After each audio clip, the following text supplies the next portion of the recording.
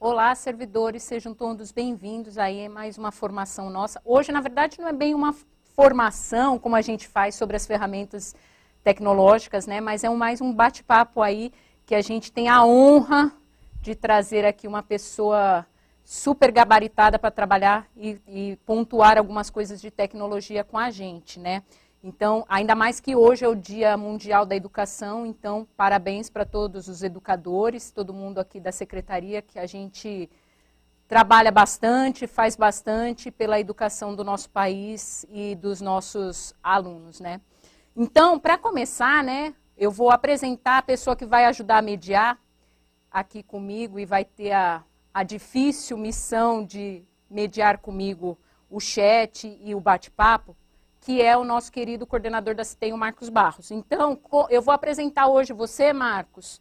Eu vou fazer uma breve descrição da sua carreira, breve, né?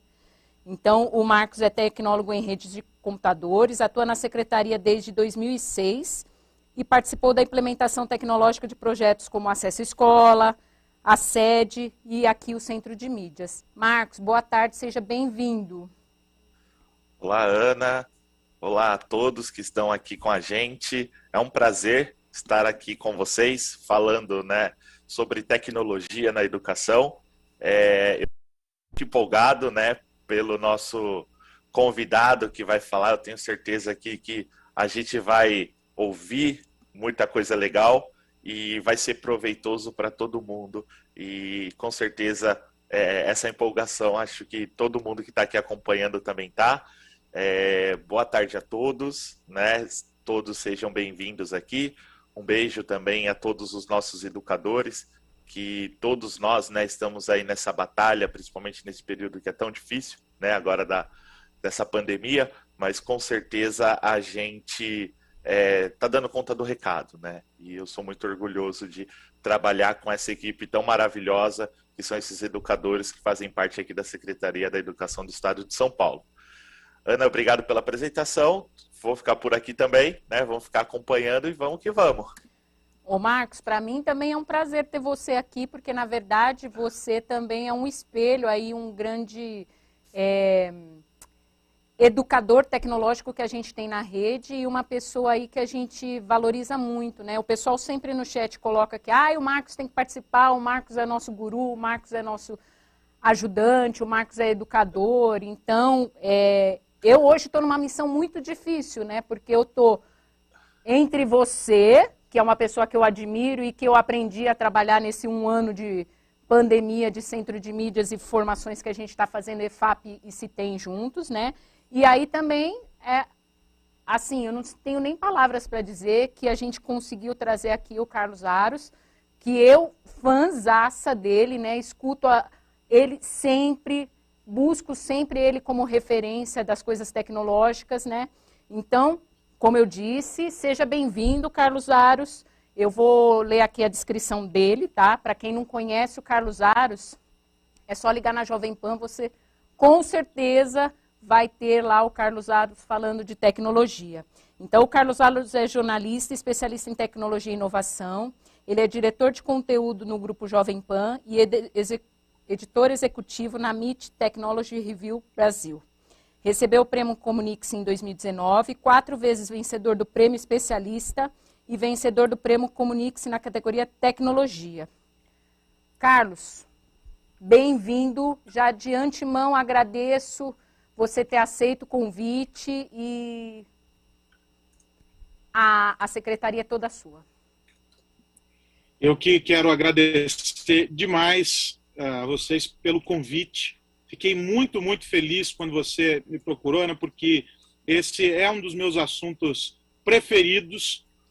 Sempre que eu posso, eu volto a esse tema. Aliás, eu tenho dois temas que já é até uma piada entre os amigos do mundo tecnológico, 2 temas que são muito frequentes no meu dia a dia. O primeiro deles é a educação digital, que eu gosto de dizer que há algum tempo já deveríamos ter abandonado o digital, porque não há mais como a gente ficar separando as coisas entre o off e o on.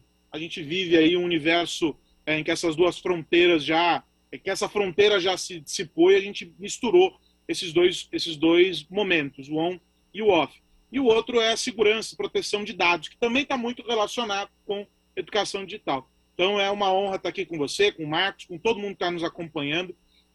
Tenho certeza de que vamos trocar muitos insights, ter uma tarde aqui com uma conversa muito bacana e que eu espero seja enriquecedora para o exercício diário dos educadores que estão nos acompanhando e que, claro, estão mais do que parabéns, porque é uma missão importantíssima. Cada um de vocês trabalha na construção das bases, dos pilares que sustentam a nossa sociedade, né? Sem o papel do educador, sem a educação, seja ela em qual fase da vida for, não há construção de uma sociedade que tenha um mínimo de solidez para enfrentar os desafios que a vida e que esse mundo cada vez mais globalizado e acelerado impõe.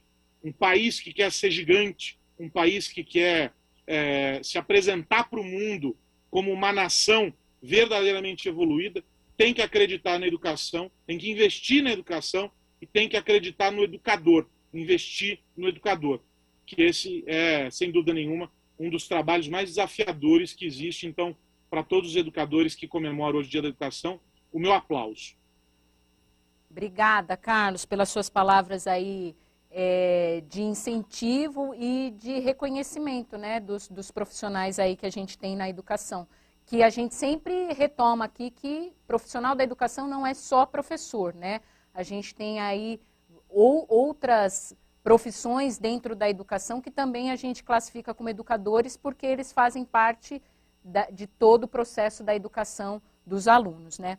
Então, só antes da gente começar, Carlos, eu só queria falar para o pessoal que quem tiver considerações, dúvidas ou quiser interagir aí com a gente, insere no chat, coloca uma mensagem no chat que eu, a Carol, o Marcos e a Thelma, a gente está lendo tudo e conforme vai evoluindo a conversa, a gente vai colocar aí o ponto de vocês para o Carlos ou para a gente pôr aí numa discussão, tá? Porque a ideia aqui hoje é um bate-papo, ok? Só falando aqui, ó, por exemplo, a professora Adel colocou assim, as expectativas são muito boas, gratas. E aí várias pessoas aqui agradecendo as suas palavras, viu, Carlos? Poxa, fico feliz de verdade. Então vamos lá. Carlos, com você, pode começar aí, falando sobre as transformações. Bom, vamos falar então um pouquinho sobre esse momento. Quero reforçar o pedido para que quem tiver manifestações que faça aí por meio do chat para a gente conversar. A ideia é conversar aqui. Falar um pouco sobre esse processo de transformação que a gente vem atravessando. A gente não pode dizer que essa transformação começou por causa da pandemia, embora a pandemia seja efetivamente um marco a partir do qual a gente começa a perceber de maneira muito mais intensa a presença das ferramentas tecnológicas, das tecnologias digitais, sobretudo, no nosso dia a dia. Para as atividades que antes nós ignorávamos uma presença ou uma atuação ou uma dependência, vamos escolher aqui de que maneira colocar, da tecnologia, né? Até poucos anos atrás, quando a gente queria chamar um táxi, a gente ia para a beira da calçada ali, ficava de olho, à medida que percebia que tinha um carro, vinha, fazia o sinal, às vezes o motorista não viu, ele estava ocupado, e aí era um sofrimento conseguir um táxi. E aí alguém teve uma ideia de criar um aplicativo que, por meio de um sistema de geolocalização, aproximava os taxistas dos passageiros. E aí você podia solicitar uma corrida por meio desse aplicativo. Hoje, alguns anos depois dessa ferramenta ter sido copiada por outras empresas e de esse modelo ter sido implementado, o que se tem é uma construção de um novo hábito, se desenvolveu uma nova cultura. Eu desafio vocês a tentarem chamar um táxi levantando a mão na calçada. Raramente o taxista está olhando agora para o entorno, porque ele se habituou que ele só precisa ficar de ouvido porque vai chegar uma notificação no celular indicando que tem um passageiro por vir. Esse é um exemplo bobo, mas que mostra para a gente a maneira sutil pela qual a tecnologia se impõe e como ela constrói novos hábitos, como ela desenvolve novos hábitos e na maneira e à medida em que esses novos hábitos vão sendo construídos, vão sendo impostos no nosso dia a dia, se constrói algo maior chamado cultura. Então, o taxista tem agora a cultura no seu cotidiano de perceber que a plataforma digital é o caminho pelo qual ele vai se conectar aos seus clientes. A gente pode entrar numa outra discussão aqui que envolve não a tecnologia, mas o modelo econômico a partir do qual o modelo econômico desenvolvido a partir desta tecnologia. E aí a gente pode ter milhares de questionamentos e dizer que não é bom ou que as plataformas atuam de uma maneira que inviabilizam os motoristas, cobrando taxas altas e etc. Este é um outro questionamento e que é absolutamente saudável na medida em que se entende que o evento criação de um aplicativo, de uma plataforma, traz um fenômeno disruptivo, um fenômeno de inovação e que tem mudanças como um efeito cascata, que vão alcançando outras esferas da nossa vida.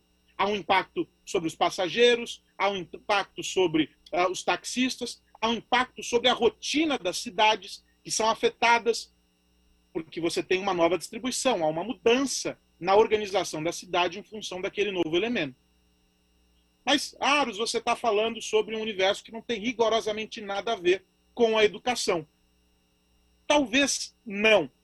Mas se a gente entender que há alguns anos atrás, poucos anos atrás, vamos colocar assim, quando se solicitava uma pesquisa, o professor demandava uma pesquisa para um aluno, ele tinha de ir para a biblioteca ou ter os livros em casa, ficar lá horas e horas mergulhando, não é? Mergulhado nas folhas, nas páginas do livro, para encontrar o objeto da pesquisa, dali produzir o material que estava sendo solicitado pelo professor, seja qual fosse a entrega. E esse exercício, ele envolvia não só a pesquisa em si, com o objetivo de entregar o resultado para o professor, mas um processo de descoberta. Não é? Uma vez que você abre o livro, um novo universo se coloca e você começa a descobrir outras coisas para além do alvo ali da tua pesquisa. Eu era muito impactado por isso, sou um curioso por natureza, então às vezes eu demorava mais do que o tempo que eu devia para chegar no meu objeto de pesquisa, porque eu ficava ali nos capítulos anteriores. Tinha aquelas coleções de enciclopédias e tal em casa. Mas veja, chegou a internet. E a internet é um grande índice. Não é? O modo de operar na internet é esse. Nós temos páginas, tal qual as páginas do livro, que são anexadas a um domínio principal, que seria o capítulo desse livro, e essa árvore vem abrindo. À medida que você acessa lá o uol.com.br, todas as páginas vinculadas a esse grande livro chamado UOL estão distribuídas. E elas estão divididas muitas vezes por capítulos, que são lá as seções do site. É uma nova organização, um efeito digital para algo que antes era analógico. Quando a gente pensa no surgimento da internet, principalmente do ponto de vista de notícia, a gente vai lembrar que os primeiros sites de notícias, eles tinham notícias frescas de manhã, assim como os jornais impressos, que rodavam na madrugada para serem distribuídos já ainda muito cedo nas casas das pessoas. Os sites de notícia do início, em priscas eras da internet, eles replicavam esse modelo operacional, entendendo que a gente tinha o que era produzido para o impresso, isso era espelhado na versão online, na versão digital do jornal, e as pessoas podiam consumir. Mas havia um porém. A internet dá uma vida muito mais longa para as coisas do que o jornal. O jornal, uma vez lido, eu, por exemplo, odeio o jornal amassado. Se alguém pegou o jornal antes de mim, eu já fico nervoso. Então, eu gosto de ler ele ali primeiro, certinho, quando chega, mas minutos depois ele já perdeu o sentido. E aí, como dizia um antigo professor meu na faculdade, ele já vira embrulho da banana na feira no dia seguinte. Esse é o destino do jornal impresso. Ou ele vai lá pro cantinho do cachorro fazer xixi, que também é um triste fim para nós, jornalistas. Mas veja, a internet dá uma vida muito mais longa. E ela obrigou o quê? A criação de um novo hábito, de um novo comportamento para os criadores dessas notícias. E eles passaram a atualizar, a dar um prosseguimento àquelas histórias ao longo do dia. E aí isso criou a informação em tempo real, replicando um outro modelo que já era adotado por uma outra mídia, o rádio. E a televisão também, sob certa perspectiva, mas o rádio ainda muito mais instantâneo do que a televisão. E aí a internet caminhou nesse sentido. No caso das pesquisas, não só no caso dos sites de notícias, mas nesses sites de informação histórica, essas referências de pesquisa, de universidades, etc., o que se criou foi a mesma coisa, um modelo em que você não precisa mais ficar procurando nas páginas dos livros, olhando lá no índice e tudo mais. Você simplesmente vai lá e digita a palavra-chave para encontrar o artigo que você quer, o estudo que você está procurando, para fazer a pesquisa. O meio do caminho ficou simplificado para que o objeto dessa pesquisa fosse realizado. E isso criou, de novo, um novo hábito para esse estudante ao fazer a pesquisa.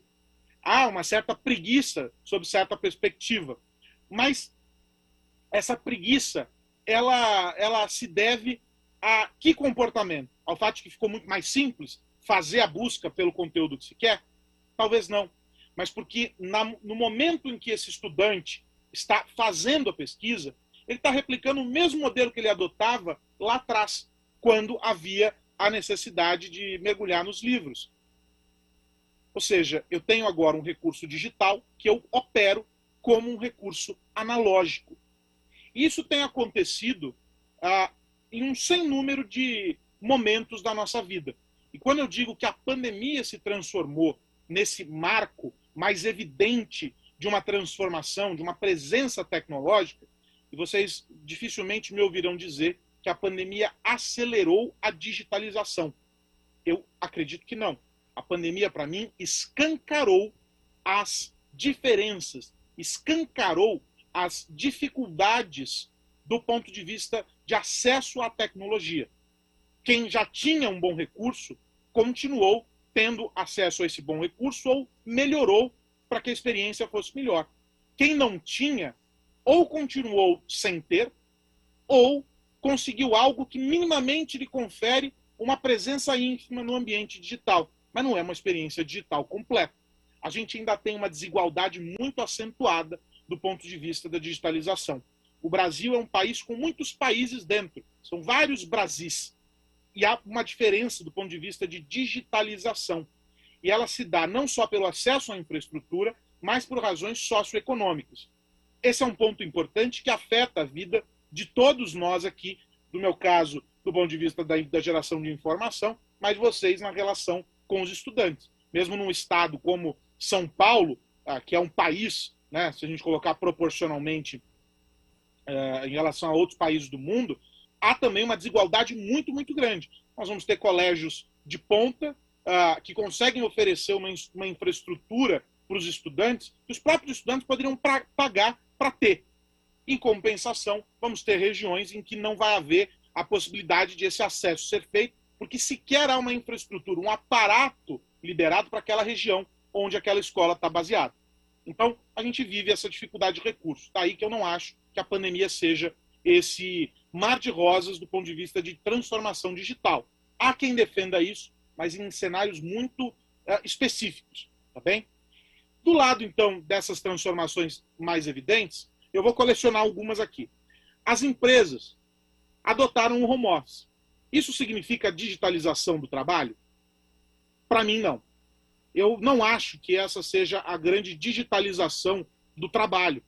Porque a gente só converteu aquilo que o cara já fazia presencialmente no escritório, botou ele num outro lugar para fazer, que é a casa dele, às vezes a sala de jantar da casa dele, né? A mesa da cozinha, botou ele lá, colocou uma câmera e ele continua fazendo tudo igual. A digitalização do trabalho passa pela implementação de recursos muito mais sofisticados do que uma câmera e um microfone. Ela passa por repensar os processos, os fluxos dentro da rotina do trabalhador, a quantidade de horas trabalhadas, porque um aumento no volume de horas não significa um aumento de produtividade, o uso de recursos de inteligência artificial que liberem tempo para esse trabalhador para usar mais a cabeça. A gente gasta muito tempo com serviços operacionais e pensa muito pouco. a tecnologia, o trabalho digital na essência, ele é um trabalho em que você pensa muito mais do que você faz operacionalmente tarefas. As máquinas podem fazer tarefas repetitivas. A gente não precisa ficar fazendo essas tarefas. E para muitas empresas, o home office, portanto, ele foi só um deslocamento do seu lugar de trabalho. Você dispersou as pessoas. Você não digitalizou a sua empresa. Portanto, é um erro na essência. O mesmo acontece no ensino. E aí dá para traçar um paralelo com essa história do pesquisar mergulhando nas páginas do livro e buscar no índice lá, no Wikipedia da vida. Por quê? Porque num momento de emergência, claro, vivemos uma situação absolutamente excepcional, com infelizmente uma tragédia global acontecendo, pessoas morrendo, e que se fez necessário o isolamento. Ponto. E o que se fez para resolver essa questão e não continuarmos continuarmos, aliás, com o trabalho sendo realizado pelas escolas, os alunos aprendendo e etc. Mandamos todo mundo para casa, alunos e professores. Ligamos uma câmera e continuamos operando como fazíamos numa sala de aula. Para o professor, as cadeiras e mesas enfileiradas se transformaram em pequenas janelinhas. Sob a perspectiva do aluno, nós temos agora um professor numa tela cheia para eles aparecendo ali enquanto eles assistem. Mas a tela, aqueles que conhecem o cancioneiro popular, vão se lembrar de uma música que fez sucesso há pouco tempo atrás, que dizia assim: a tela fria deste celular. A tela, ela é fria na essência. Ela nos afasta na mesma proporção em que nos aproxima. Muita gente talvez diga, não, mas tudo funciona muito bem. Evidentemente, funciona. Eu estou passando informações para vocês aqui, vocês do lado daí, espero, estão mandando mensagens para a Ana e para o Marcos também, com comentários, críticas, mensagens raivosas contra o que eu estou dizendo, e nós estamos fazendo isso funcionar dentro dessa dinâmica. Mas, no longo prazo, há um esvaziamento das relações e dos laços que nos conectam enquanto indivíduos. Há uma impessoalização. E a gente não está usando o que no meio do caminho seria o mais importante. Todos os recursos que a tecnologia, no seu sentido mais amplo, poderia nos oferecer. Vou dar alguns exemplos do que seria uma efetiva transformação digital, e aí eu fecho essa minha primeira fala aqui, porque eu acho que ela já está muito longa. A gente está discutindo hoje as tecnologias imersivas, realidade aumentada e realidade virtual. Imagine uma experiência em que você tem ali numa sala de aula virtual, não nas telinhas, um ambiente composto, no meio do óculos de realidade virtual, com um fone de ouvido, todo mundo imerso nesse universo, e as pessoas olhando para baixo, para o lado, e reconhecendo que aqui tem uma carteira, ali tem um colega, ali o outro, e isso e aquilo, e você está vivendo um ambiente de imersão. A gente faz isso com os games. Por que a gente não pode criar esse mesmo ambiente para a educação, para uma sala de reunião numa empresa que trabalha com funcionários ainda remotamente? Nós usamos métricas para analisar o comportamento das pessoas no varejo. Não é?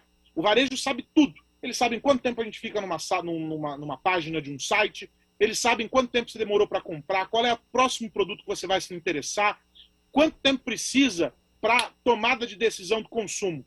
Dados, dados, dados e dados. A gente depende cada vez mais deles. Mas não só dos dados, porque os dados em si não nos entregam nada. Alguém que tem muitos dados, mas não tem capacidade analítica, não tem nada.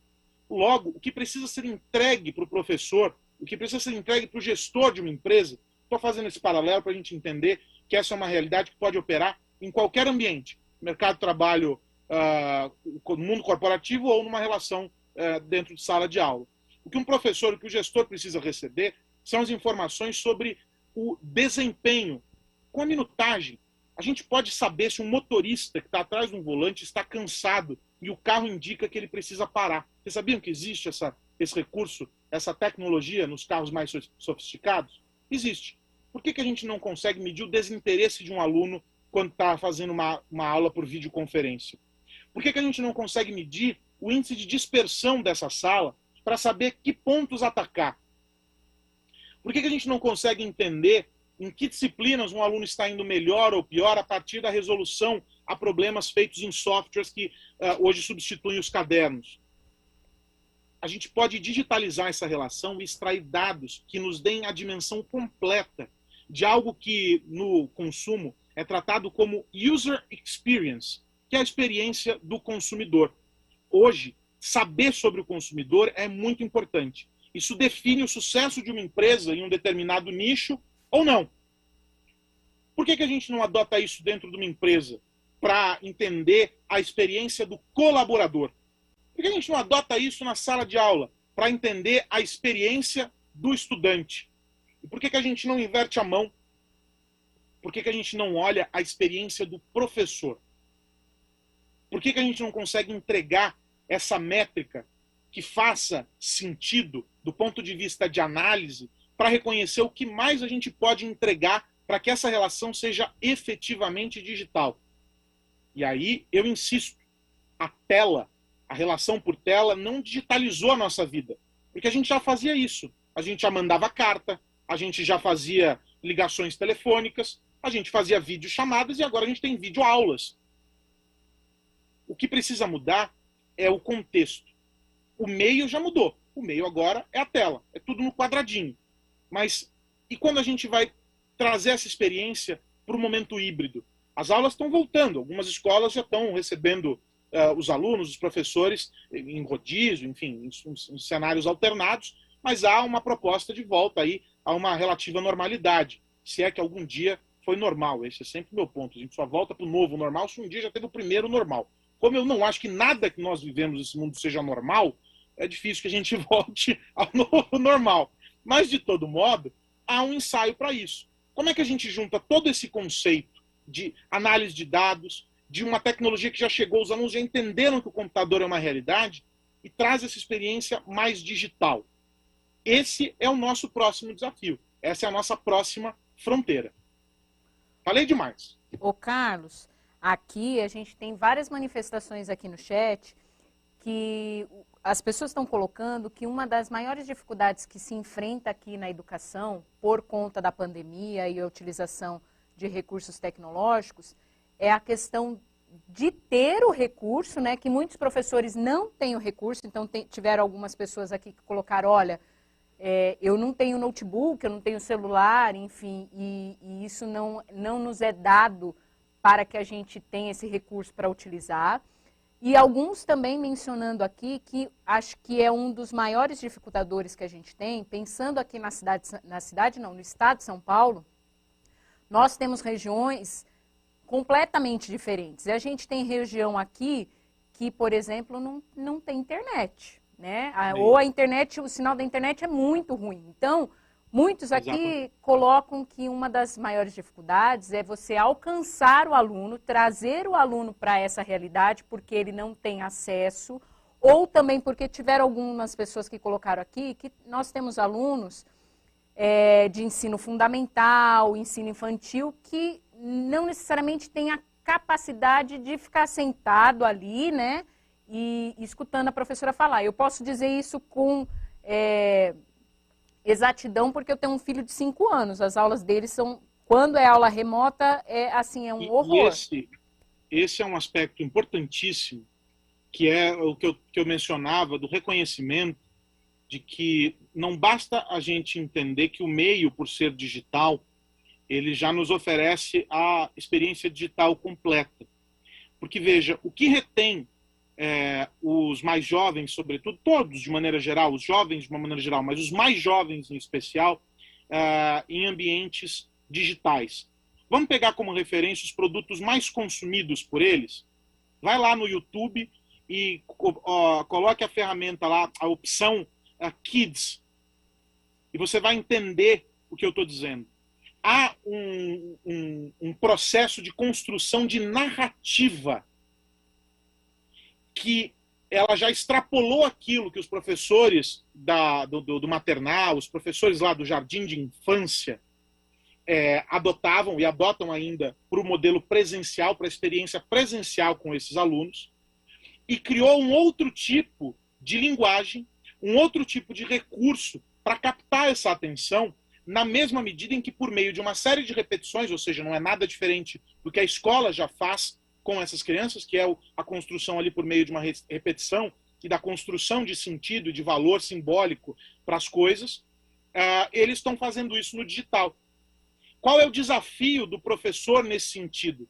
Ele não tem essas mesmas armas para brigar, porque há um aspecto gráfico, há um aspecto sonoro. É basicamente como se a gente estivesse dizendo aqui que para que haja uma efetividade maior nessa relação, falando dos mais novos, tá, Ana? Para que a gente tivesse uma efetividade nessa relação, é como se a gente estivesse criando um universo galinha pintadinha para a educação, do ponto de vista de narrativa, do ponto de vista de linguagem e do ponto de vista de recurso, que é o que faria com que esses alunos estivessem ali dentro desse looping, sem que eles tivessem a percepção de que se trata de uma escola. Porque alguns estudos saíram recentemente, mostram que a capacidade dessa turma de retenção não passa dos 20 minutos. Ou seja, a cada ciclo de 15, 20 minutos, o professor precisa reconstruir completamente a narrativa que ele estava desenvolvendo para trazer de novo essa molecadinha. Só que veja, a economia do nosso tempo, ela não é baseada em dados.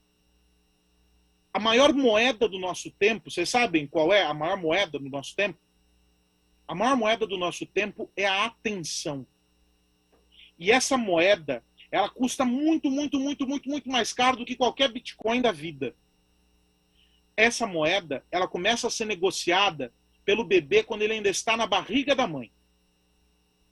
Quando ele nasce, a cotação dessa moeda sobe. E dentro da sala de aula, num modelo como esse em que nós estamos vivendo agora, em que o professor está tão distante que não adianta ele tocar, ele não vai conseguir, não existe um recurso lúdico que ele possa usar, a cotação ela dispara assim, a um valor talvez inalcançável. Por quê? Porque qualquer outro tipo de sinal é mais encantador do que olhar para a tela. Então, isso vale para a molecadinha, como você mencionou, e vale para os mais velhos.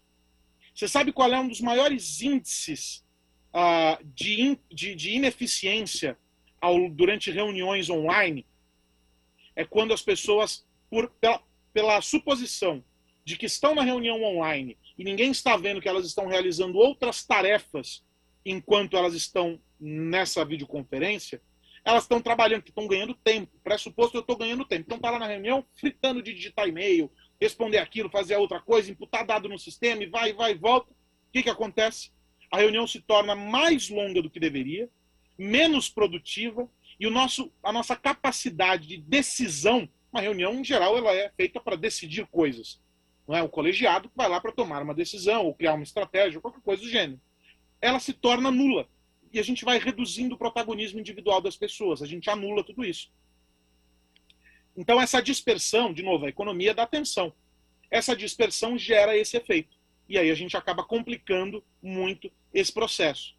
E aí você mencionou um outro tópico. Não sei se eu me fiz claro com a história da atenção, se eu respondi aí o que as pessoas estavam manifestando. Fez sim. No caso de infraestrutura, eu escrevi recentemente na Technology Review, não nessa edição, na edição anterior, sobre educação digital. E fiquei assustadíssimo, quando eu estava fazendo a pesquisa para esse artigo, eu fiquei assustadíssimo com os nossos índices de evasão escolar. É uma coisa assustadora. E o principal aspecto, ele é a questão, ele está amparado na questão econômica, certo? O jovem tem que pagar as contas, ajudar a pagar as contas em casa, de modo que ele faz uma opção de investimento do quê? Do tempo dele. De novo, essa moeda que ela é presente na nossa vida o tempo inteiro. Ele faz uma opção de tempo. Eu preciso gastar mais tempo trabalhando para botar comida dentro de casa do que estudando.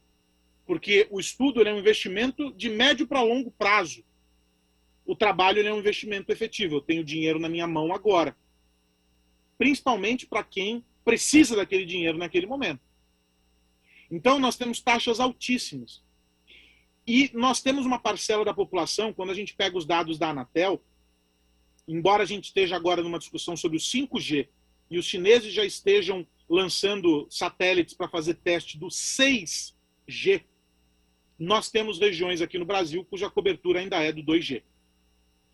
A maior penetração de internet entre os novos entrantes, as pessoas que estão se conectando pela primeira vez, é por meio de um aparelho celular. E eu não estou falando de um iPhone de última geração. Estou falando de um smartphone que mal e mal consegue fazer uma foto com uma qualidade ali minimamente aceitável. Então, pior que essa minha câmera aqui, que hoje está lastimável, me desculpem. Então, veja, há uma dificuldade de infraestrutura. E São Paulo é ainda, apesar dos pesares, e há indicadores também muito complicados no estado de São Paulo, e vocês sabem isso muito melhor do que eu, porque não olham os números, vocês estão vivendo essa realidade. São Paulo, eu afirmo, é, segundo as estatísticas, um mar de rosas dentro da realidade que a gente tem em algumas regiões. Porque, bem ou mal, num deslocamento pequeno, relativamente pequeno, falando, a gente ainda encontra algumas zonas em que não há escuridão tecnológica, ou seja, não tem sombra, você tem ali algum tipo de acesso. Há um Brasil mais profundo em que isso não existe. E como é que a gente faz isso? Há programas do governo federal, promessas, isso e aquilo, mas do ponto de vista prático, como é que a gente faz isso? A gente começa resolvendo isso com vontade. Né? Alguém tem que ter vontade de solucionar um problema, que basicamente é colocar muitas antenas por aí, passar muitos cabos de fibra ótica a colar, conectar tudo isso e acabar com essas zonas escuras. A perspectiva é que o 5G venha para também resolver isso. Mas a tecnologia chega primeiro, assim como qualquer outra coisa no mundo, onde o dinheiro está. E, portanto, o 5G, que pode ser a solução no papel, para muitos desses nossos problemas de infraestrutura, o 5G primeiro vai atender aqueles que já têm um bom 4G. E depois ele começa a ser esparramado. Então a gente ainda vai conviver com essa dificuldade. O grande desafio, qual é? É que, do ponto de vista das aplicações, mesmo naquelas regiões onde a infraestrutura é mínima, para o lazer o camarada encontra o acesso. E isso é muito louco. Porque, às vezes, o cara não tem o mínimo do mínimo do mínimo. Mas um smartphone furreca para ter WhatsApp e conversar existe. Logo, trabalhos que podem ser feitos pontualmente, e há iniciativas globais que vêm trabalhando com isso. O Google tinha projetos nessa direção, o Facebook tinha, se não me engano, o Facebook desativou um desses projetos de tentar aumentar essa infraestrutura por meio de balões que emitiriam o sinal de internet. Essas iniciativas elas podem ajudar a chegar nesse camarada e mostrar que não é só para o entretenimento. E aí há um outro esforço que precisa ser feito em conjunto, evidentemente, que é de capacitar o Estado, de maneira geral, aí a gente vai falar da educação, mas todo o aparelho do Estado, para que ele se faça presente na vida dessa pessoa de maneiras absolutamente adaptáveis. O que é isso?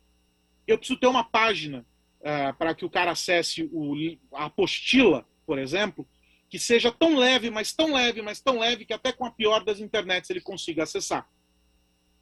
Isso é a universalização. É eliminar fronteiras e construir pontes. E a gente ainda engatinha muito nesse processo.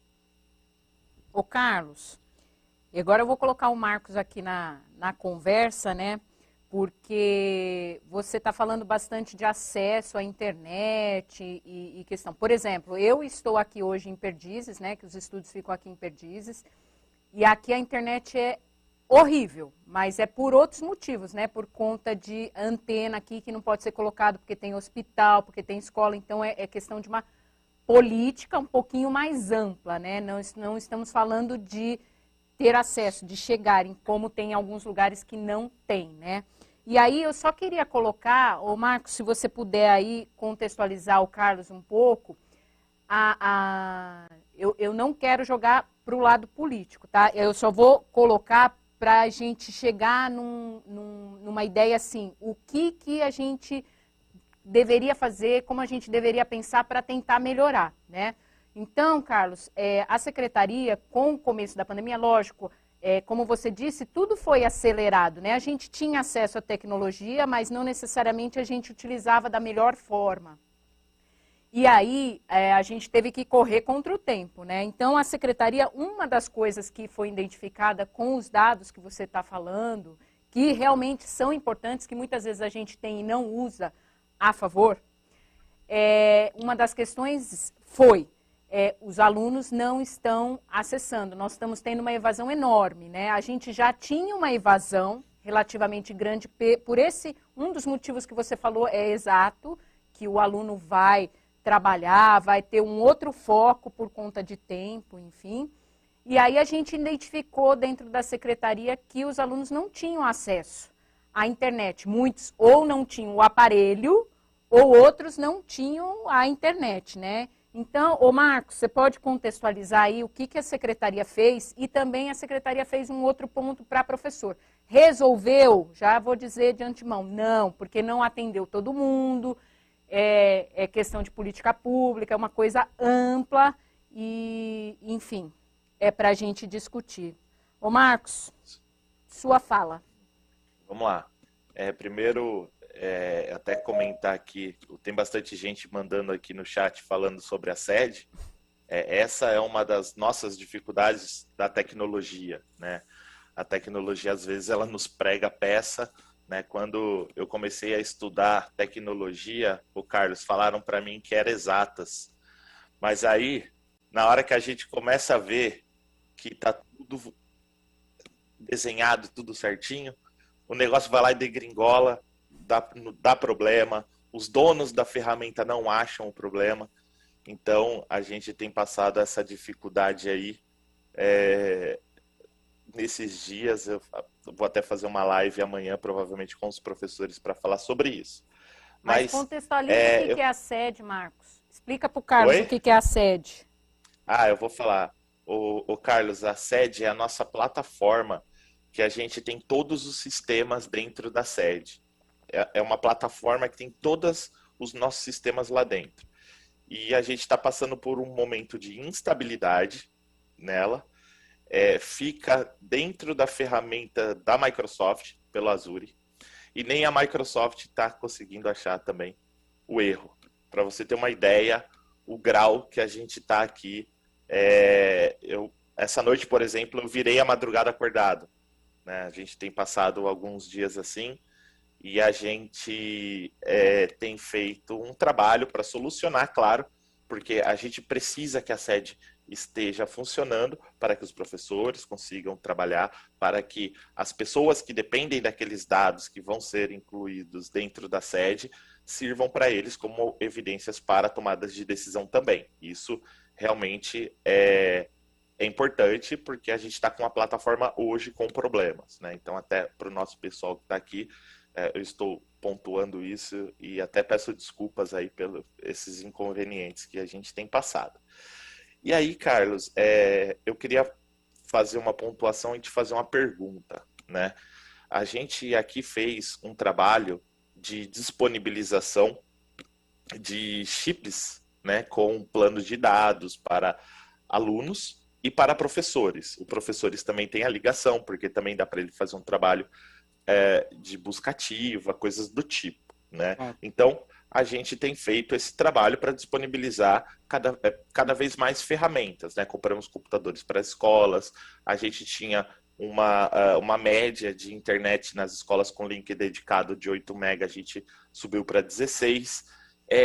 Só que assim, agora, depois da pandemia, tudo começou a vir para a tecnologia. Então, muito mais pedido de dados, muito mais pedido de sistema, muito mais necessidade de equipamentos, muito mais necessidades de novas aquisições, de novas infraestruturas. E eu queria saber como que você tem visto isso, tá? Se isso esse aumento de utilização da tecnologia está fazendo a tecnologia ficar mais acessível para as pessoas, que eu vejo que é o que deveria acontecer, né? Ficar cada vez mais baratas, ou se as empresas aí estão acabando se aproveitando que esse boom da tecnologia, estão se aproveitando de alguma forma comercial em cima disso.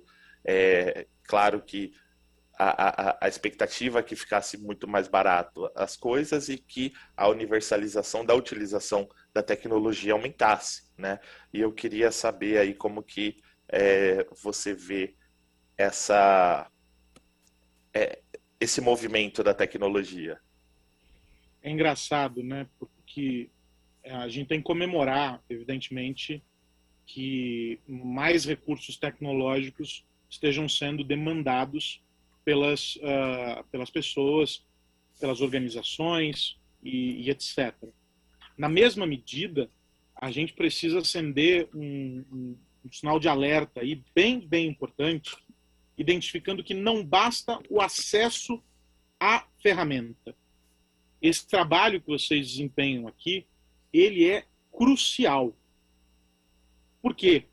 Porque a gente tem um índice muito alto de subaproveitamento dos recursos. Não é? O que a gente mais vê, e eu converso muito com executivos de empresas de tecnologia que estão implantando, desenvolvendo, não é, a infraestrutura, e aí que passaram a fazer de maneira mais intensa também os treinamentos corporativos. Tem que falar mais do ambiente corporativo, claro. O que eles alegam para mim é o seguinte: Aros, no começo havia um entendimento que, sob certa perspectiva, não estava errado, de que era preciso comprar tecnologia e investir em peso para conseguir o melhor resultado para o negócio, para fazer com que a empresa caminhasse. Só que, muito rapidamente, essa lógica ela se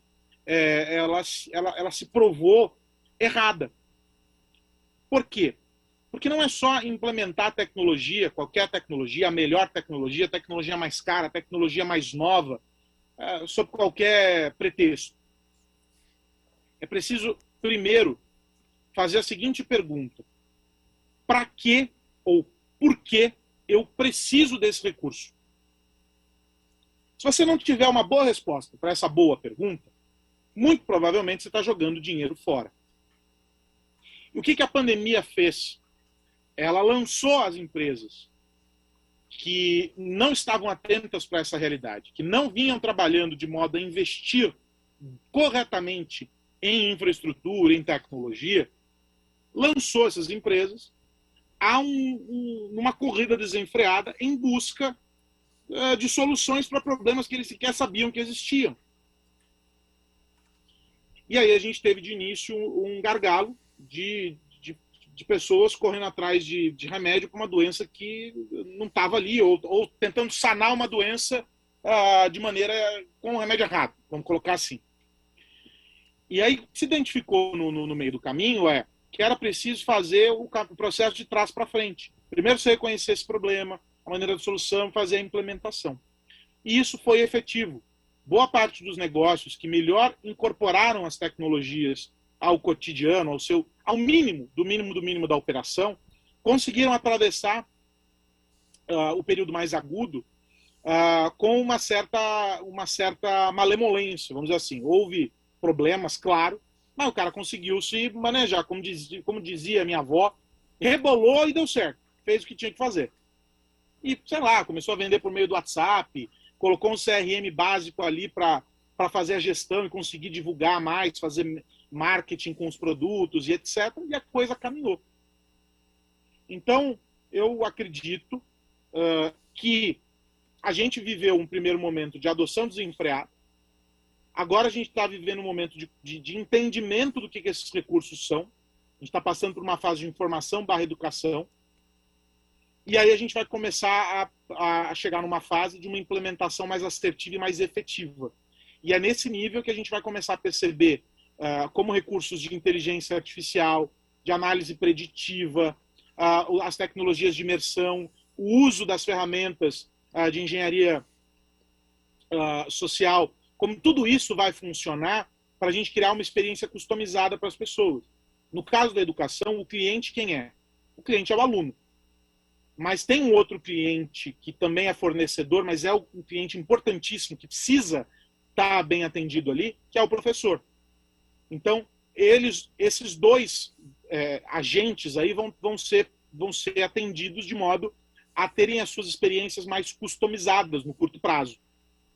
E quando eu falo de uma experiência customizada, é basicamente aquilo que a gente vê nas lojas. Né? O e-mail marketing que eu recebo é diferente do e-mail que o Marcos recebe e que a Ana recebe. Porque para mim tem uma oferta, para ele outra e para ela outra. As entregas vão ser diferentes para cada pessoa, porque se terá, à medida que você mencionou aí que é o Azure, né? Que é o da a nuvem da Microsoft, que aliás é uma plataforma excelente, que está sendo a base de estudo, eles têm aplicações de inteligência artificial incríveis dentro da nuvem deles. Ou seja, só a geração desses dados. Mas tem um fator que a gente não pode ignorar nunca. E que esse, para mim, é o grande trunfo da digitalização da educação, que é o nosso papo aqui. A gente precisa entender que para pescar a atenção dessa galera, dos estudantes, em qualquer idade, e aí entendendo que a competição por essa atenção ela é cada vez mais acirrada, a gente precisa usar os recursos que todas as outras plataformas que disputam essa mesma atenção têm em mãos. O professor, a aula, não podem ser menos interessantes do que o jogo que está rolando no app. Não podem ser menos interessantes do que a live que está rolando na Twitch. Essencialmente, o que eu estou querendo dizer é que o professor não pode perder para o youtuber. O professor tem que ser tão bom quanto o youtuber.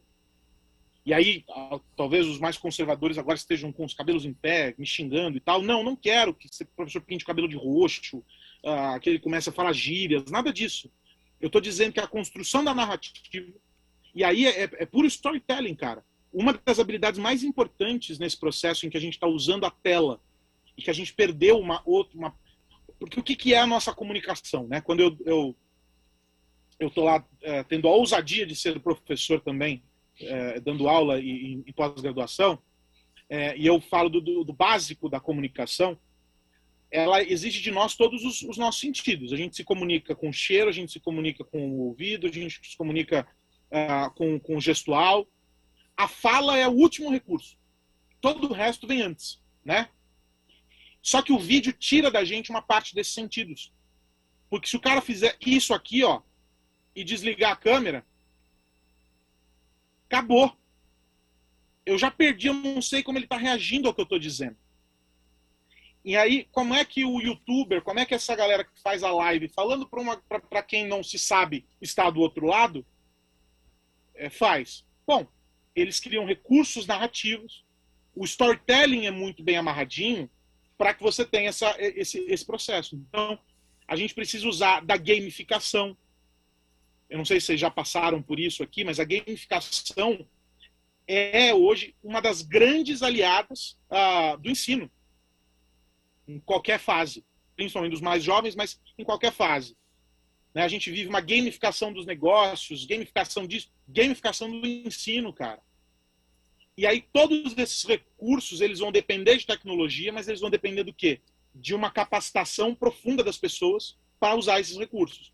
E aí a gente vai ter que ter o acesso à ferramenta, a implementação dessa ferramenta, que eu concordo com você, que a tecnologia é a mais humana das exatas.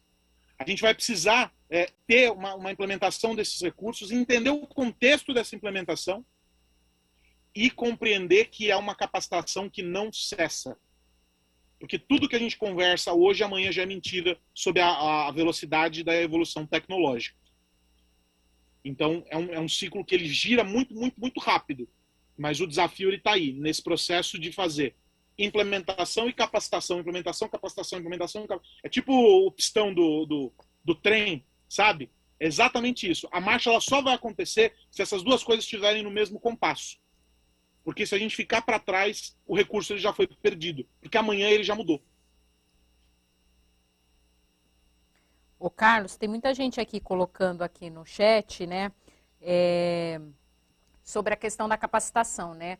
A gente entende que é necessário ter uma capacitação, uma formação, uma reciclagem, né, pode-se dizer assim, mas o problema é como que a gente consegue, nesse momento, como você falou lá no começo, que muitas pessoas em home office, aliás, você estando em casa, no caso das pessoas que estão em casa, você tem um trabalho muito maior, porque você também tem o trabalho de casa, você tem a criança, você tem as outras coisas, né? Então, como fazer um amigo essa associação... batizou, Ana, Oi? Como um amigo batizou, é o Hell Office. Exatamente. É difícil, então a gente tem essa questão, né? E muitos estão relatando aqui que trabalham muito mais, né?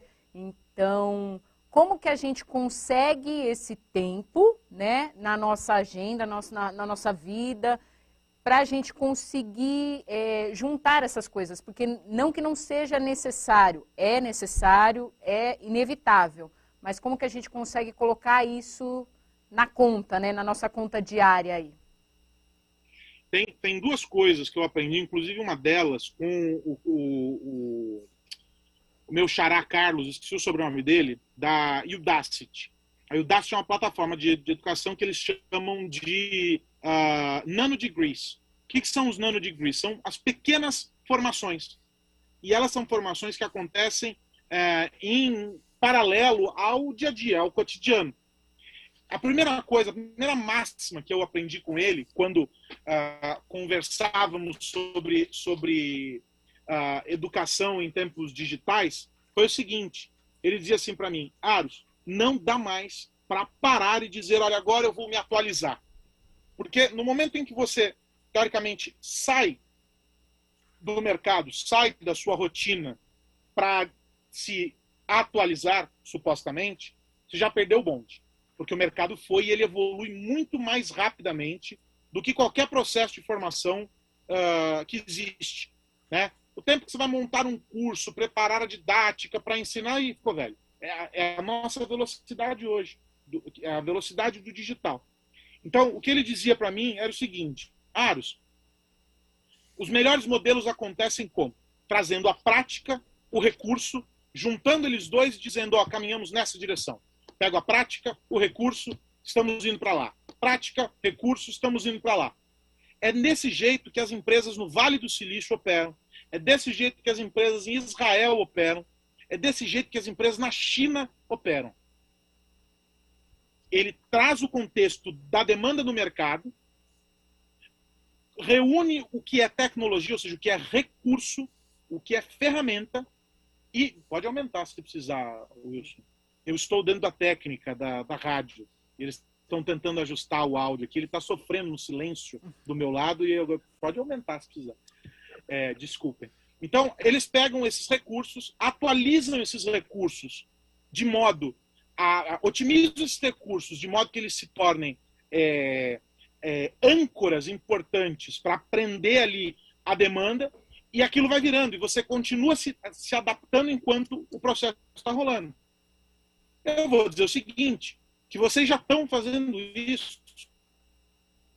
Vocês estão fazendo isso de que maneira? De uma maneira pouco metodológica. Por quê? Porque é uma estrutura muito grande, uma estrutura descentralizada, em que você tem experiências também muito distintas. Fazer isso numa empresa na China é muito fácil. Todos os processos estão colocados lá nos post-its, aquele inferno de post-it, que é essa metodologia ágil. Todo mundo está vendo, lá está funcionando, está tudo muito lindo. E todo mundo segue aquilo. Agora, vai fazer isso você tendo uma escola num bairro de classe média alta e outra escola lá na periferia, lá no fundão. Que são realidades completamente diferentes. Em que só o professor, os professores, evidentemente, daquele núcleo, é que conhecem o contexto. As ferramentas que o professor que está no contexto da periferia são diferentes, extremamente diferentes das ferramentas que são necessárias para os outros professores lá daquela outra região.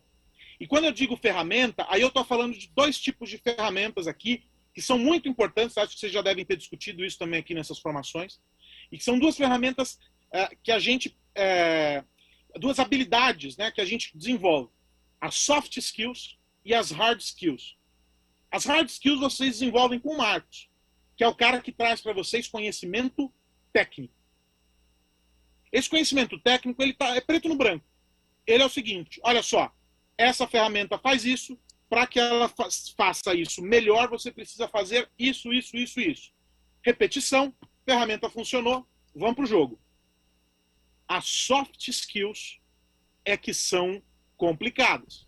Soft skills são as habilidades emocionais. E hoje, em tempos digitais, as pessoas ficam assustadas quando isso é tratado, mas em tempos cada vez mais digitais, falar sobre as habilidades humanas é tão ou mais importante do que falar sobre as habilidades tecnológicas, os recursos tecnológicos. Então, sob o ponto de vista de formação, a base tecnológica pode ser a mesma, no caso da educação, mas são as hard skills. Mas as soft skills, que são aquelas que precisam ser trabalhadas no íntimo do indivíduo e de maneira muito particular, essas são quando eu disse assim, a linguagem que precisa ser adotada. Bom, o abelhudo do Carlos Aros está dizendo para um bando de professor que sabe fazer muito bem o que fazem há X anos, que eles precisam mudar a maneira como eles se comunicam com os alunos. Esse cara é um enxerido. Ele não sabe que eu já desenvolvi uma técnica para eu me comunicar com esses meus alunos. Esse é um desenvolvimento que ele, no mínimo, demandou um aprimoramento de soft skills. Porque você teve que trabalhar sua capacidade como indivíduo de se comunicar, de entender o outro, exercício da empatia e uma série de outras habilidades, vamos colocar assim, que são necessárias. Então, a capacitação, veja, essa é uma pergunta complicada, porque a capacitação está dividida nesses dois núcleos, que são absurdamente conectados. Você aqui metido de dizer que conheço como a secretaria trabalha essa questão com os professores, do ponto de vista desse atendimento. Não sei, desconheço, sou ignorante sobre esse tema. Mas eu imagino que, do ponto de vista dos núcleos, ou seja, quando a gente vai descendo para as escolas, em que aí você trabalha o nível do indivíduo e não do todo, esse trabalho seja feito. Ou pelo menos deveria ser feito. Porque essas habilidades elas são muito importantes. Agora, do ponto de vista tecnológico, o que eu recomendaria, que é o que eu tenho visto muito em empresas, são as sessões em grupo. Isso aqui que nós estamos fazendo. Então, a semana que vem nós vamos falar sobre o Microsoft Teams.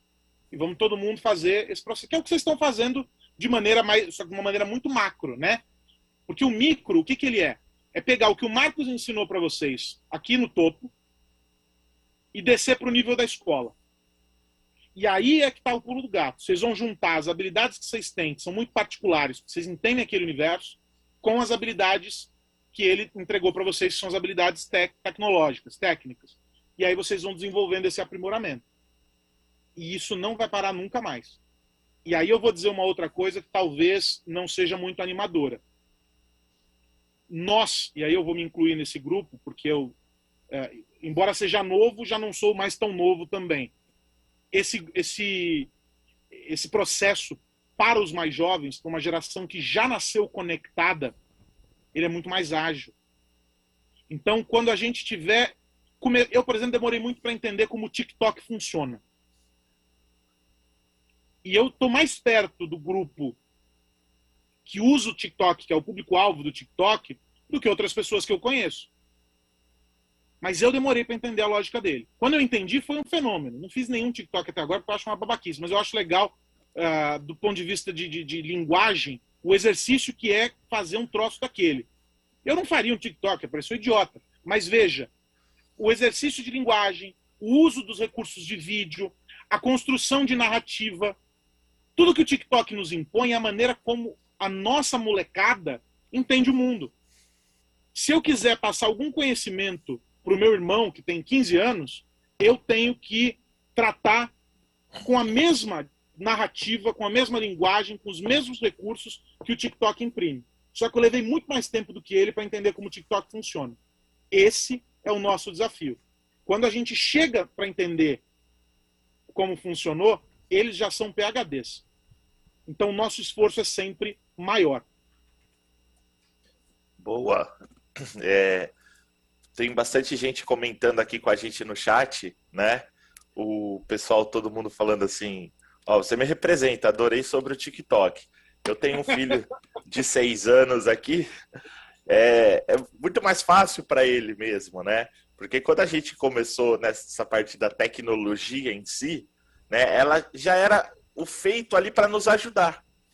né? Não só, e tinha pouco entretenimento, né?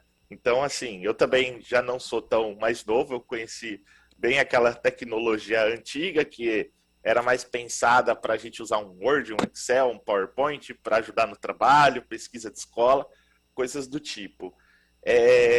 E o pessoal tá falando assim, ó, vou fazer TikTok. Ó, pessoal, se fizerem TikTok, me marca, por favor, hein? Eu quero ver. Mas eu vou dizer por que é importante fazer o TikTok. Só vou te interromper rapidamente. Tranquilo. O TikTok, o Quai, o próprio YouTube. Porque se a gente quer se comunicar, eu escrevi sobre isso também recentemente numa coluna que eu tenho numa revista do Paraná. Eles me pediram para falar sobre redes sociais. E aí eu estava naquela semana em que eu estava escrevendo, eu estava indignado, faz tempo isso, eu estava indignado porque eu não conseguia entender o que diabos era o TikTok. Eu fui ler tudo que tinha, achei artigo de pesquisador na Ásia, na Europa, fui ler, falei, cara, esse negócio está me consumindo, eu não consigo ver graça nisso. Eu falei, pô, como é que esses caras... E aí eu comecei a mergulhar naquilo, e aí eu fui caminhando para outros tipos de recursos que também estão sendo muito utilizados pelos mais jovens.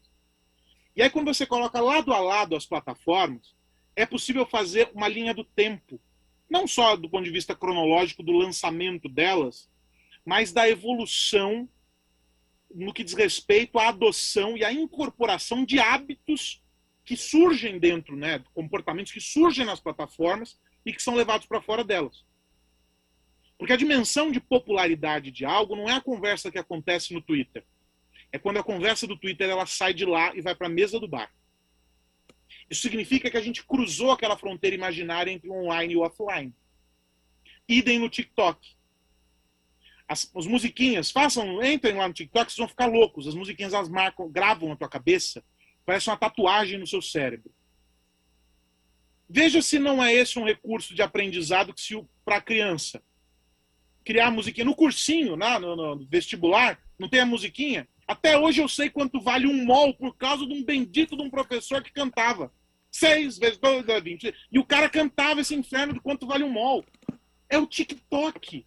É a narrativa do TikTok.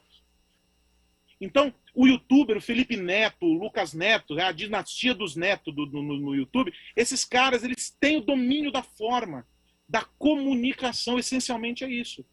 A plataforma ela vai mudando, e ela vai mudando o nosso comportamento e a maneira como a gente absorve. Então, façam o TikTok.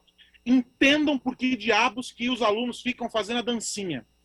Vocês vão entender que tem muito mais de comunicação, de linguagem, de narrativa, do que qualquer outra coisa. E aí vocês vão entender que dá para ensinar, por exemplo, a história da família real sob a ótica do TikTok. Que você pode ensinar quanto vale o mol, né? Por meio Então vocês conseguem criar esses recursos de aproximação. Se isso não é digitalização, minha gente, eu não sei o que mais poderá ser. Mas esse processo, ele nada tem a ver com a tecnologia. Quer dizer, tem tudo a ver com a tecnologia na mesma medida em que não tem. Porque eu não preciso estar na tecnologia para usá-la como um recurso para mim.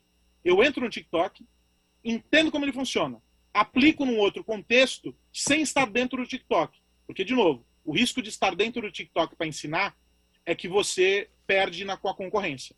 Porque é muito mais legal ficar vendo os outros vídeos lá do que ficar correndo atrás da aula. Então, a grande sacada é como é que eu me misturo ali no meio.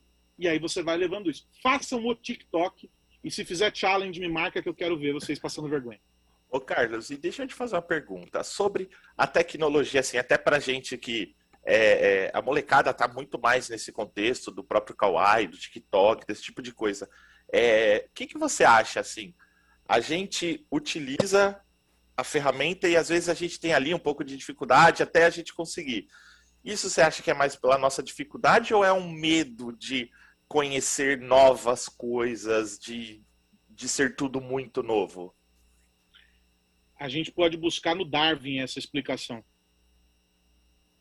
Eles já evoluíram.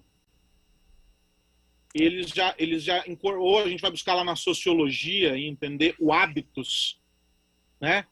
Eles já fazem, aquilo já é intrínseco, né? Já está neles. Essa geração, ela percebe o mundo sob a ótica do que é o digital. a gente achava engraçado, eu achava assustador, para ser honesto, há uns 8 anos atrás, aqueles vídeos de crianças arrastando a revista para o lado, como se fosse um tablet.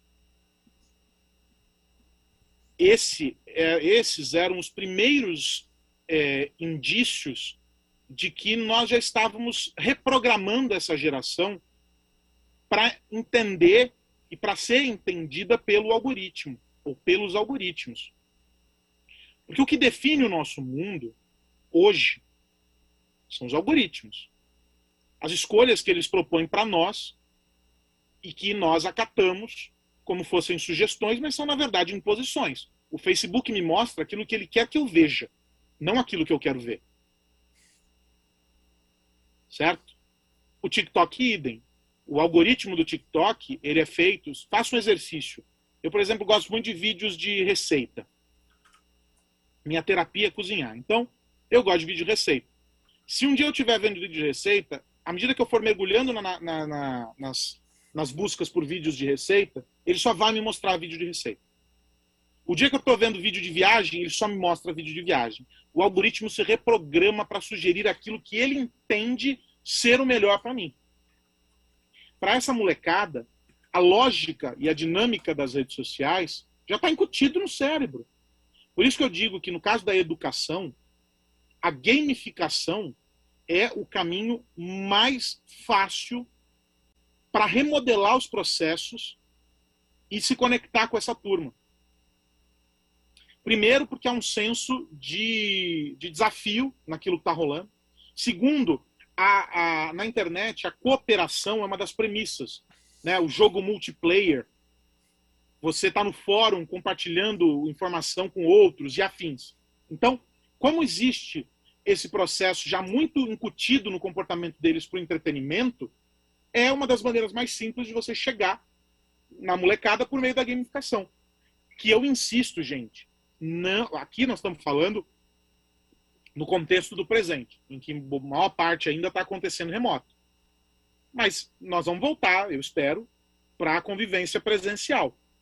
Todos esses modelos eles são perfeitamente aplicáveis no presencial.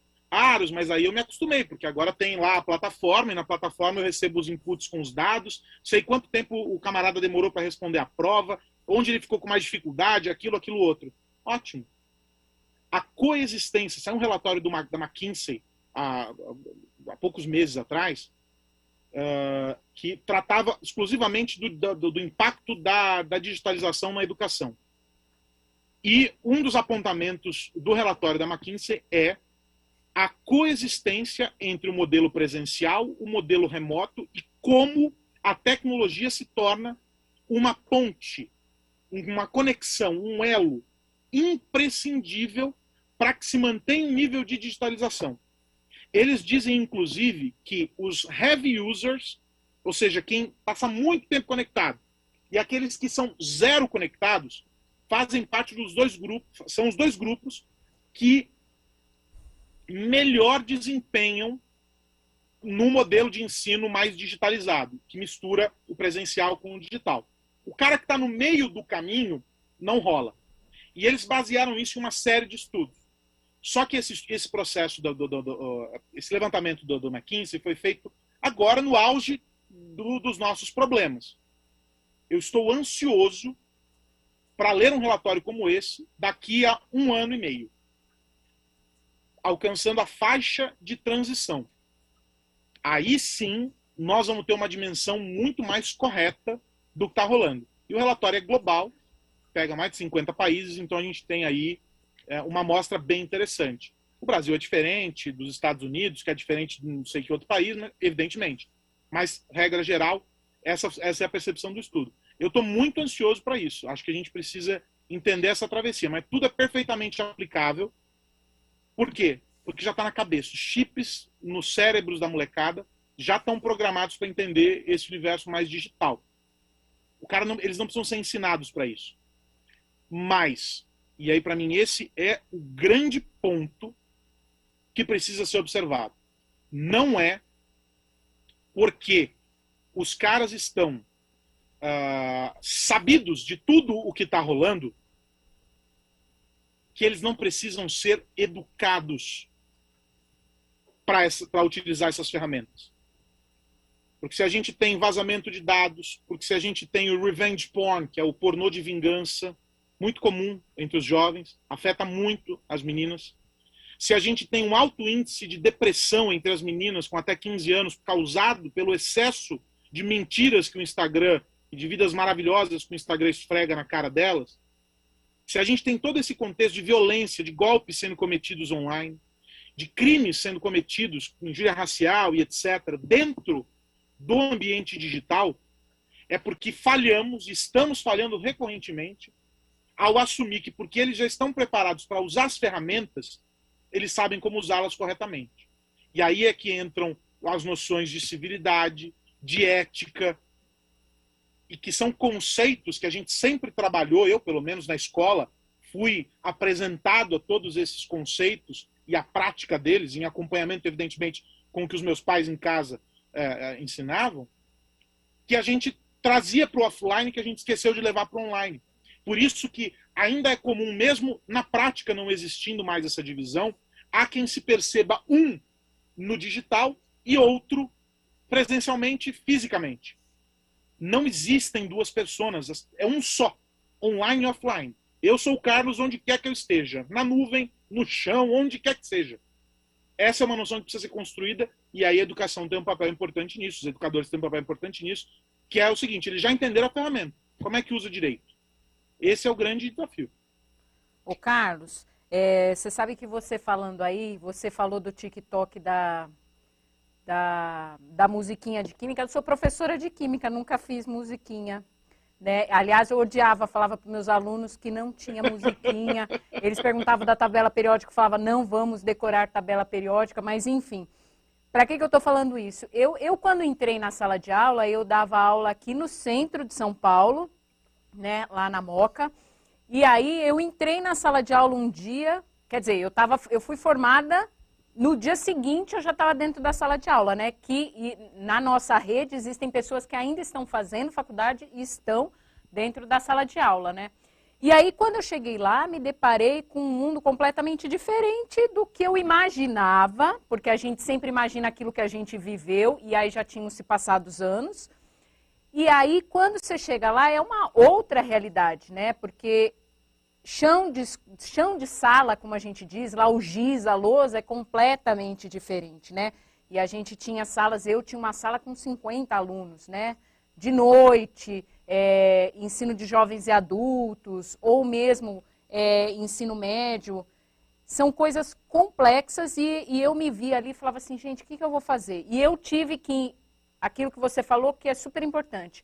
O professor tem que entender quem é o público dele e de que forma que ele vai atingir, né? Porque aquela coisa que eu tinha, eu estudei, a minha professora de química me dava essas musiquinhas e eu odiava. Então, eu parti daquilo, eu falei, não vou fazer, vou explicar para os meus alunos de uma forma diferente.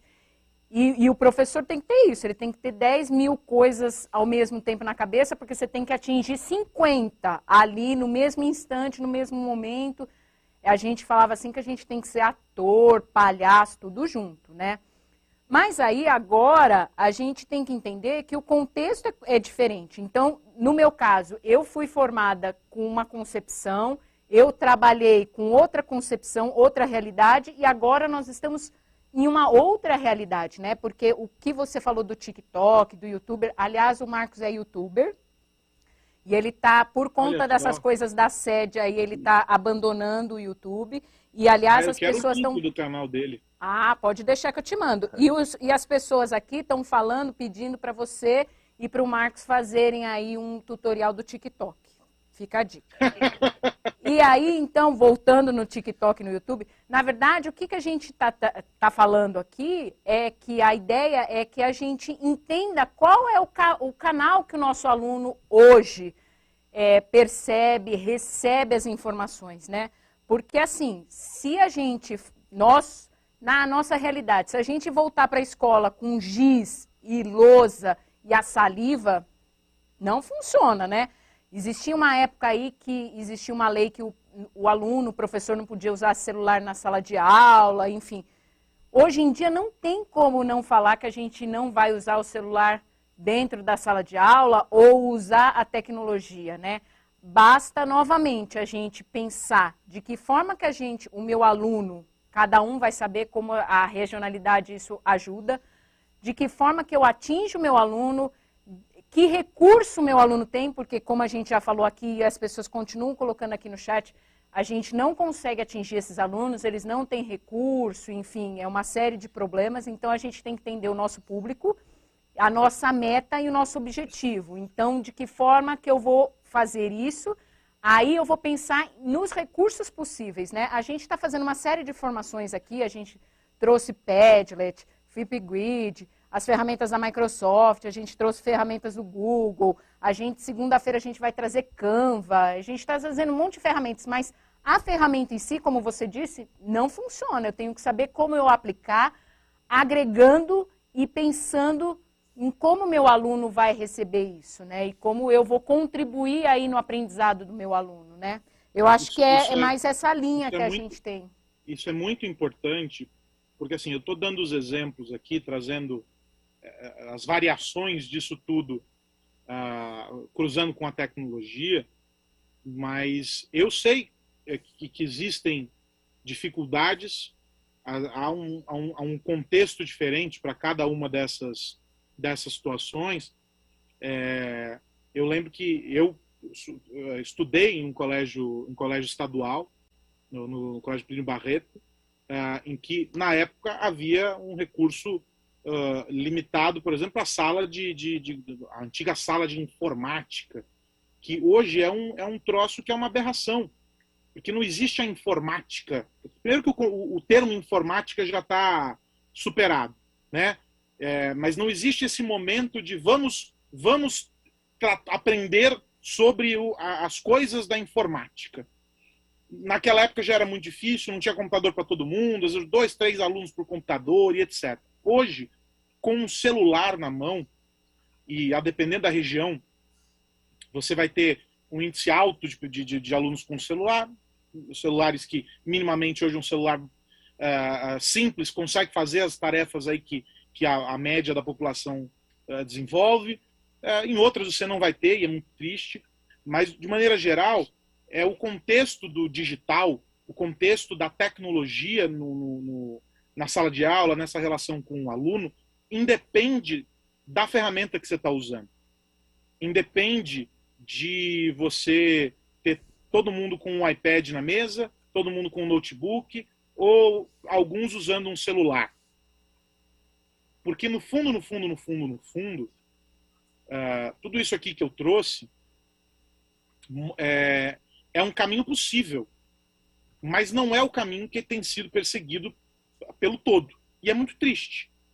Mas veja, dentro daquilo que era possível fazer, eu volto lá para a minha época de escola, dentro daquilo que era possível fazer, eu comentei aqui, brinquei antes da gente começar aqui ao vivo esse papo, sem cantoria, sem nada, graças a professores que conseguiam entender as particularidades da turma, e talvez eu, naquele momento, fosse alguém até relativamente privilegiado, porque quando passei para o colégio estadual, eu vim de um colégio cujo ensino era apostilado, era super rígido e tudo mais, então eu estava até já um pouco mais adiante da turma quando eu cheguei no colégio. Tive professores muito bons, que conseguiram entender aquela turma, e hoje tem na minha turma, eu sou jornalista, tem engenheiro, tem arquiteto, tem administrador, tem tudo que você pode imaginar na minha turma. E que só conseguimos chegar onde chegamos, não porque o professor entendeu que, na aula de informática não, porque o professor entendeu como é que se faz gente. E naquela época a gente não tinha o YouTube, naquela época a gente não tinha o WhatsApp, naquela época a gente não tinha um monte de coisas que a gente tem hoje. Mas os meus professores, a Claudinha, e tantos outros, entenderam como é que a gente pensava, o que a gente gostava, o que a gente procurava naquele momento. Hoje, o desafio é entender, e esse desafio é maior para o professor, por quê? E aí esse é o meu ponto sobre as tecnologias. Porque há uma distância muito grande entre os interesses do professor e os interesses do estudante, principalmente dos mais jovens. Porque a tecnologia ela também cria nichos. Ela é essencialmente feita para que as bolhas se aglutinem.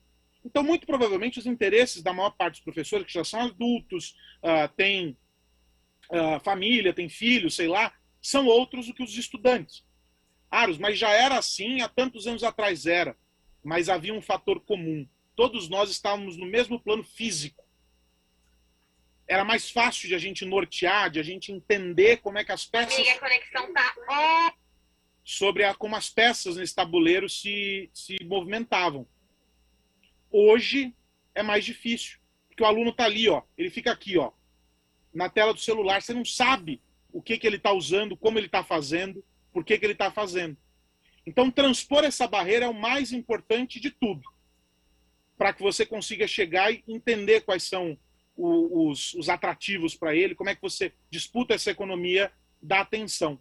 A tecnologia, essencialmente, ela vem num segundo plano, porque ela é o que te viabiliza chegar nesse cara. Mas tudo que está ali é possível de ser feito simplesmente e reconhecendo essas vantagens no plano físico, mudando a linguagem, mudando a comunicação, exercitando o nosso aspecto mais humano.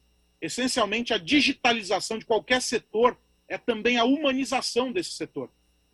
Porque a tecnologia ela é muito mais sobre pessoas do que sobre ferramentas. A tecnologia é sobre como as ferramentas empoderam as pessoas.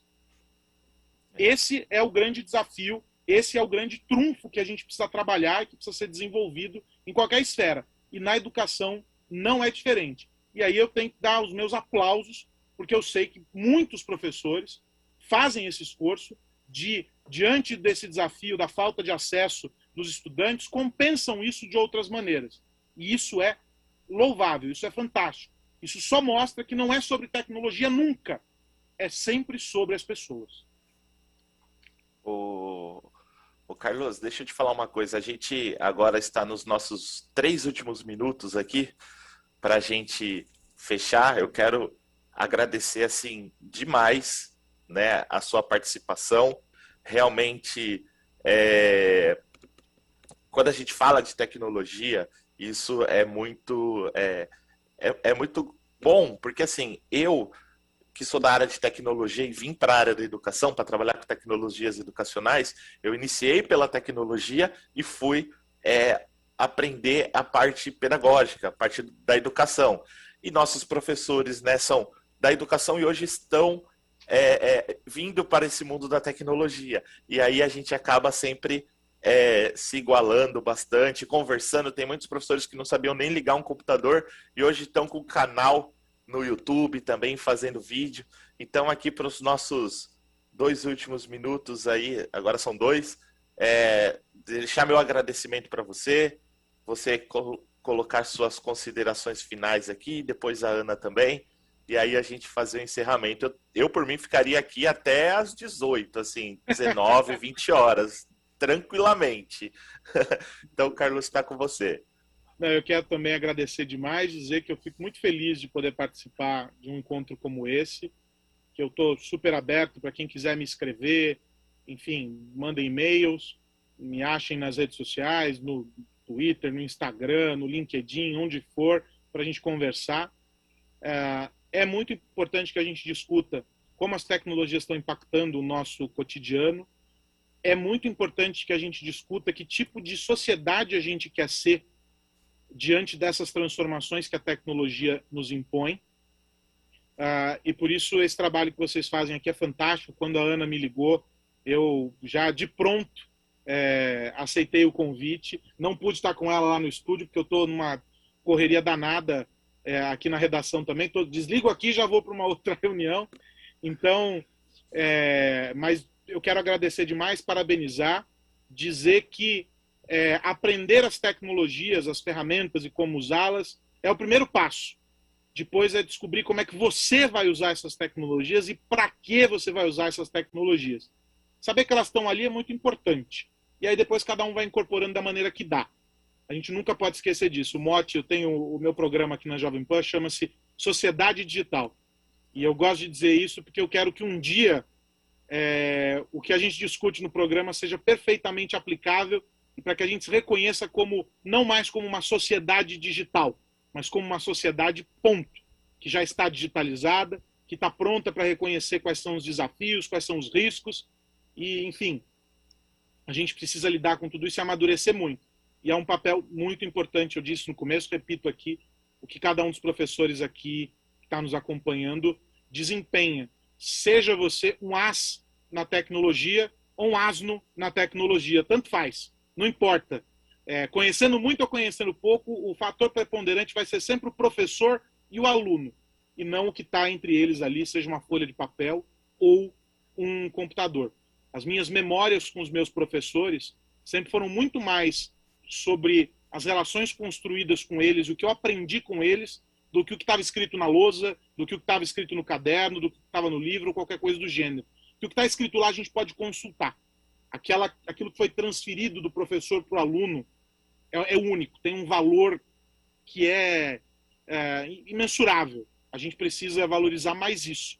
E acho que a tecnologia, eu disse há pouco, eu insisto, ela só funciona quando ela nos humaniza mais do que nos robotiza. Obrigado, Marcos, um prazer conhecê-lo. Quero o link do seu canal no YouTube. Ana, obrigado pelo convite. Obrigado a todos que acompanharam até aqui também. Eu que agradeço o Marcos pelo tempo aí, né?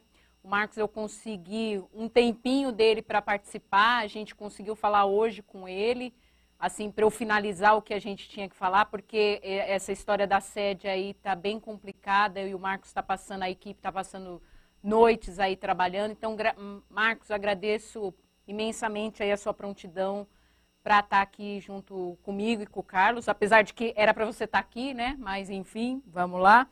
E, Carlos, ó, a professora Cláudia mandou aqui, a sua professora, mandou um abraço para você, falou que você é um menino de ouro.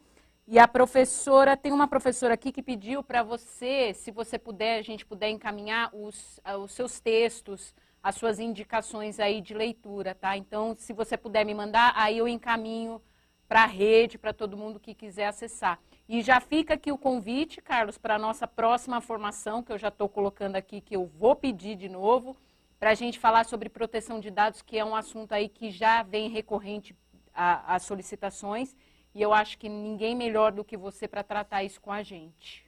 Então, para essa de proteção de dados, a gente reserva umas 6 horas do dia. Traz o Marcos aqui também. É o que eu quero, que é gostoso falar de proteção de dados, né? Ó, vou te falar, você sabe que hoje aqui, Carlos, eu estou como coordenador de informação, então a gente cuida de toda essa parte de dados, tudo isso, tecnologia, que também é a estrutura para todo esse pensamento de dados, disso tudo, matrícula, que tem dados de alunos, informações e evidências, que também são dados que ajudam as demais coordenadorias nessas decisões. Então, assim, falar de proteção de dados, ó, já estou inscrito também, já sou o primeiro, viu? Então fica aí a dica. Tô junto aqui, hein? Ô Marcos, então fechou você, Carlos e eu na próxima proteção de dados. Fechou. Combinadíssimo. E eu preciso mandar um beijo para a Claudinha, que eu não posso dizer aqui de jeito nenhum, vou dizer só para ela agora, que é a minha professora preferida sempre. Beijo, Claudinha, saudades. Boa. Com esse beijo da Cláudia, então a gente se despede. Agradeço todo mundo que participou. Carlos, Marcos, obrigada. Ó, só fechando aqui antes, Ana, pessoal, estamos, assim, a gente continua aqui, vamos resolver a sede o mais rápido possível. Fiquem tranquilos, a gente vai passar comunicados, a gente vai fazer mais uma live amanhã sobre isso. Nós não vamos parar enquanto esse negócio estiver de pé e redondinho. Podem contar comigo, eu garanto para vocês que enquanto não tiver resolvido, a gente não vai parar. Então, eu tô aqui, tô com 2 aqui computadores com 4 monitores ligados, fazendo monitoramento, procurando o erro, e de verdade, a gente só vai parar quando a gente resolver. Podem ficar tranquilos que vai acontecer isso rápido, né, o mais rápido possível, e a gente não vai parar e não vamos desistir. Eu só queria deixar esse recado aqui para vocês. Obrigada, gente, pela participação. Até a próxima.